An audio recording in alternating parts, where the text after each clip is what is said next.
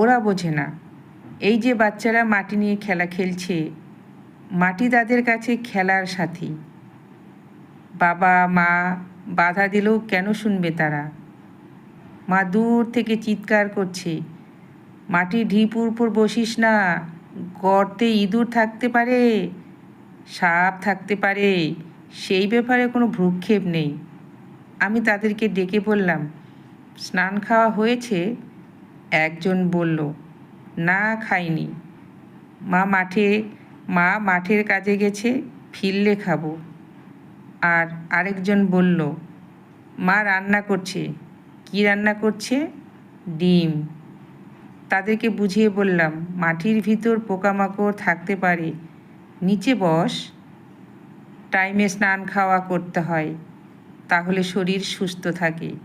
রৌদ্রে ঘোরাঘুরি করলে শরীর খারাপ করবে। মাটি নিয়ে খেলা করলে হাত পা জামা কাপড় নোংরা হবে। বাচ্চা দুটি চুপচাপ আমার কথাগুলো শুনল, তারপর ওখান থেকে বাড়ি চলে গেল।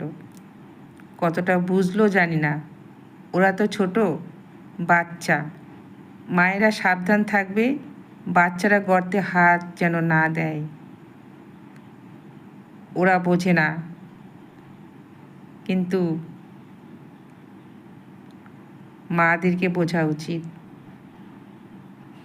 নিজের কাজ নিজেই করো, বাচ্চাদেরকে মানুষ করো।